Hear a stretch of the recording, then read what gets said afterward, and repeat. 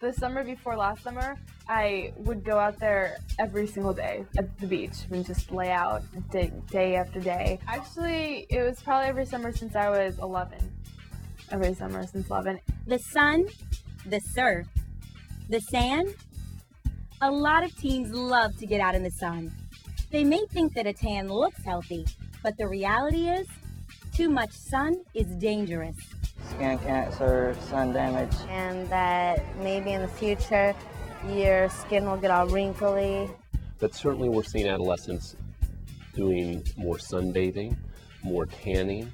As bad as too much sun can be for your skin, tanning beds can be even worse. This is the spectrum of light, which is dangerous in suntan booths. Those energy values are 10 to 15 times higher than the noonday sun. A lot of my friends go, and I always yell at them, and I tell them that it's not good for you, and they're going to get cancer. Most teens don't really worry about sunburn. They're just really concerned about how their tan looks. And that casual attitude is becoming an increasing health risk. Skin cancer is really becoming an epidemic these days. The data is showing an increased number of all cases of melanoma in the United States. In 1973, the number was approximately 6 to 7 per 100,000. And in 1997, the number was up to 22 per 100,000. So there's almost been a tripling of the incidence of melanoma in that time. That's one word that everybody dreads to hear is cancer and that you have it. But will most teens really listen to the warnings? You know, there are only a few guarantees in life, and I'm going to give you one of them. Those tanning booths are going to damage and hurt you, usually earlier in your lifetime than you want. You get severe wrinkling very early. I see girls in their 20s who look like they're 40 now. Sometimes the teenagers will respond more to the fact that they're going to look terrible at age 25. Still, it's difficult to get teens to think about long-term health risks. The teenage years are difficult because it is so popular to have a tan, and there's a lot of peer pressure. During the teenage years, we think that nothing can ever harm us. So it's very difficult to try to convince them that it is important for sun protection. Why might teens ignore long-term health risks when making health-related decisions?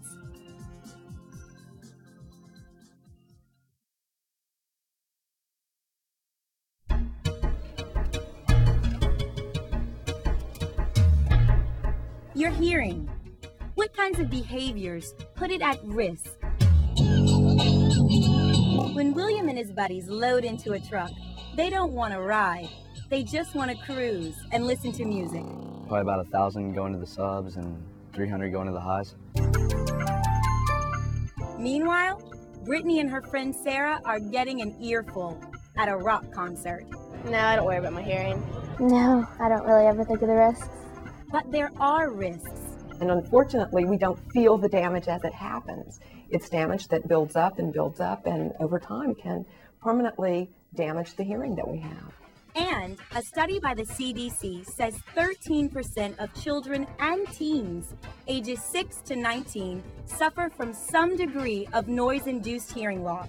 Well, what typically happens for an ear that is exposed to loud noises, particularly on a repetitive basis, is that you have cumulative damage to the main sensory cells within your ear, to the point where you lose, particularly in the higher tones, a little bit along the way, until you, when tested 10, 15 years later, you notice that you have noticeable deficits in your ability to understand certain things.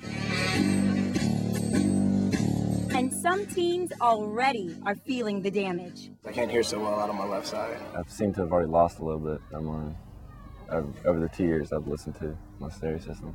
Back at the rock concert, the girls admit they're among the vast majority of teens who don't use ear protection. Why not? Brittany says peer pressure is part of the reason. Just because nobody else does it, I don't want to be the only one. It's not cool. It's not, really. Because everybody else will be like, looking at you. But the girls admitted the concert noise affected their hearing. We walked out during the little halftime, and it was different. I could hear everything, but It was a little foggy kind of hearing, like if your ears were popped. It was really hard to hear. Like you could hear everything, but it was really, really soft. Ultimately, doctors say teens need to be aware of the risk of long-term damage. It actually is what happens during childhood and early adulthood, which sets you on the path towards early hearing loss versus maintaining good hearing throughout much of your adult life.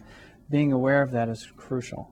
So protecting your ears early and often is really your best course of action in terms of protecting your hearing. And he says there's a way for teens to protect their ears and still be cool. There are a number of different colors and consistencies to the devices, and I'm sure that if most children were able to see the full range of products that were available, they would find something that would fit their needs.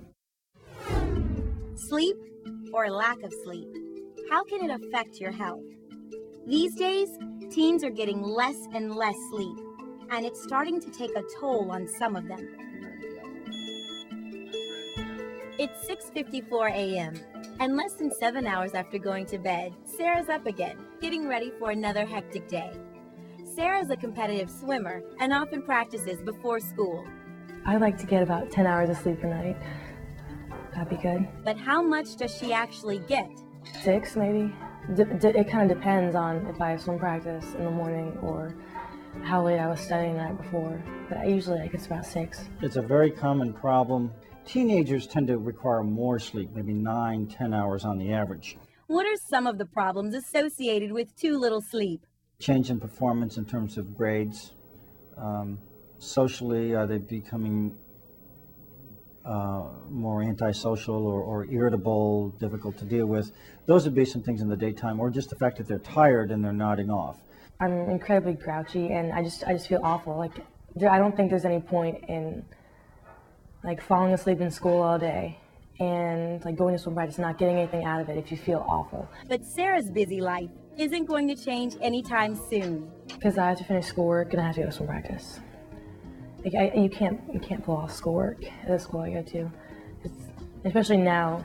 I have a year before I go off to college, so I need to keep up my work. So how can overtaxed teens get more sleep? You'd probably want to first try to organize the sleep time and get rid of behaviors at night that allow you to maintain wakefulness. Things like television, radios, activities on computers and games that maintain alertness and awareness.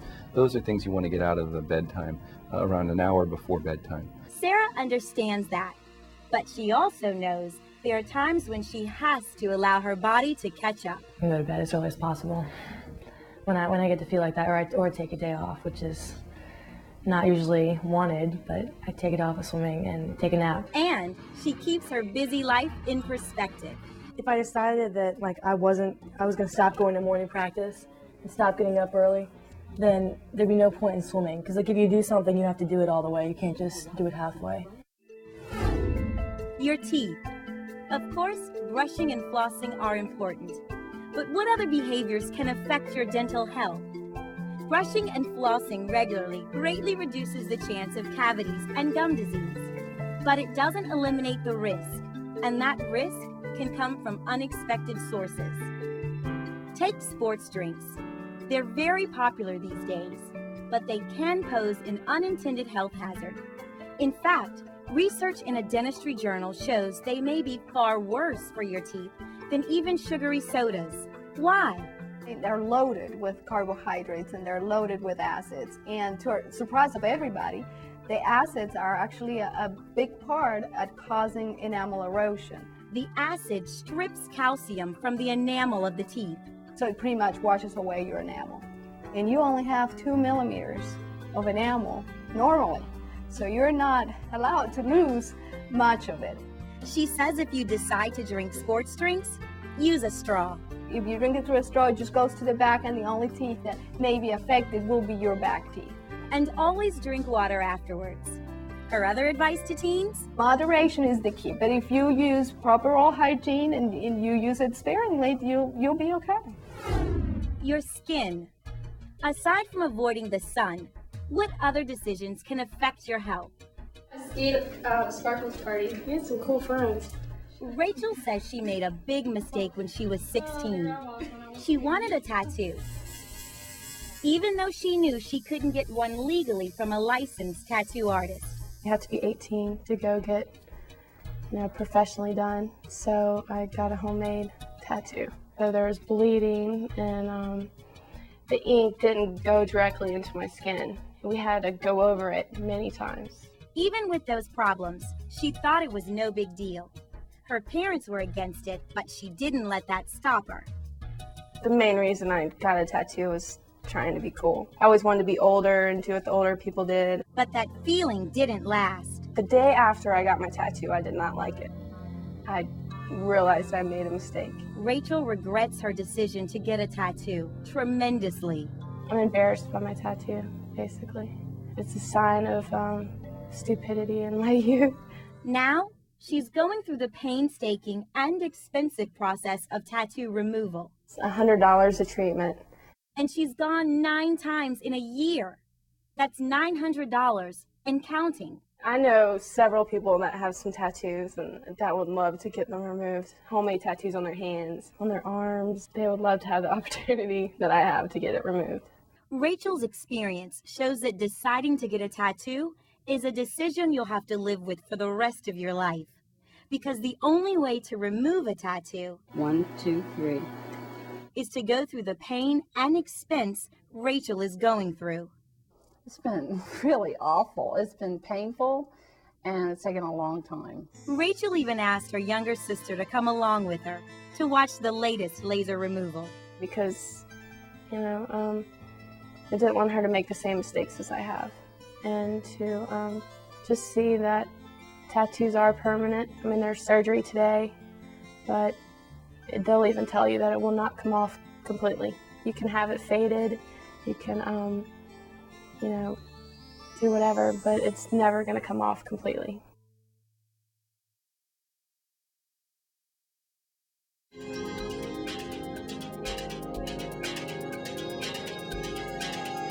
Masha used to lie out in the sun and use tanning beds. She never worried about what that repeated exposure might do to her. Until one day, when I found out that my dad had cancer, it made a huge impact on me whether or not to tan or not in the sun. Family history is a risk factor for many types of cancer, including skin cancer. Masha realized that what happened to her dad could one day happen to her, and she decided it wasn't worth the risk to keep tanning. It just made me realize that it was pointless, Ryan knows that now too. When he was 13, he noticed a strange mole on his scalp. Just started growing and changing color, so Mom took me to the hospital to get it taken off. In Ryan's case, melanoma didn't take years to develop. It happened when he was 13. Melanoma can be deadly when it spreads, first to the lymph nodes, then to organs like the lungs and the brain. At the point that melanoma begins to spread, it becomes a very difficult disease to treat. For Ryan, the disease did spread to his lymph nodes. It was hard because, you had to get shots and stuff and, go. And sometimes it's really bad because after the surgery, you'll think that that's the way your face is going to look like forever, and then you're just going to be sad. That's how I was when my face first got, all cut up, and I thought that's the way I was going to look for the rest of my life. Ryan had several risk factors. For one, he never wore sunscreen, and Ryan's genetics also played a role. He is very fair. He's very blonde. He has very fair skin. He always burned. I did want him to wear sunscreen. A lot of times he forgot. I wish I would have put sunscreen every time I went to the beach or the pool, or when I was out for a long period of time. Everyone thinks it's not going to happen to you. You don't think, something simple as playing outside and kids having fun, that there could be consequences behind it. After surgery to remove cancerous lymph nodes and chemotherapy, Ryan's been declared cancer-free.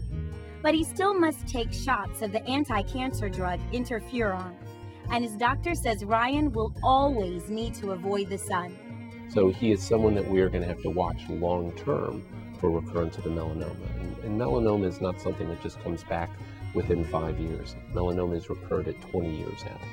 So it's something that he's going to have to watch for the rest of his life. Now, Ryan has a warning for teens who aren't worried about the damaging effects of the sun.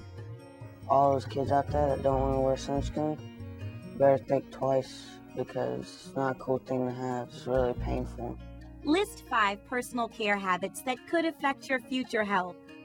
What changes should you make?